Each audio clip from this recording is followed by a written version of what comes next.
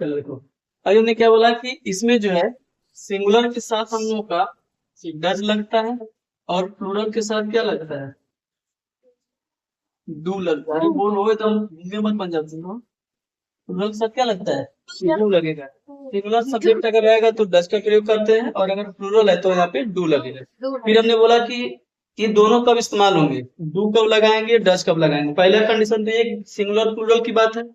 दूसरी बात, डू या डज सिंगुलर प्लूरल में तो लगेगा, लेकिन सबसे जरूरी क्या है, या तो वह वाक्य निगेटिव हो या इंट्रोगेटिव हो।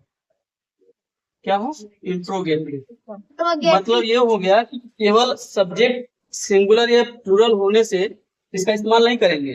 इसका इस्तेमाल हम तब करेंगे जब उसमें नहीं का प्रयोग किया गया या प्रश्न बना हो। जैसे मान लो सिंपल एग्जांपल है, हम कह रहे हैं कि वह घर जाता है, इसका हो जाएगा गोज टू होम। अब यहाँ देखो कहीं डू या डज लगा है, नहीं लगा है। क्यों नहीं लगा है, क्योंकि हमारा जो सेंटेंस है वो ना तो नेगेटिव है और ना ही इंट्रोगेटिव है। तो डू या डज सिंगुलर में तो लगेगा, लेकिन सेंटेंस हमारा नेगेटिव या इंट्रोगेटिव होना चाहिए। जैसे अब इसी एग्जांपल ले रहे हैं, मान लो यहाँ इसका हिंदी देखो, वह घर जाता है, तो यहाँ पे हमने डू या डज नहीं लगाया। क्यों, क्योंकि जो हमारा सेंटेंस है यह अफर्मेटिव है, यानी कि साधारण वाक्य है।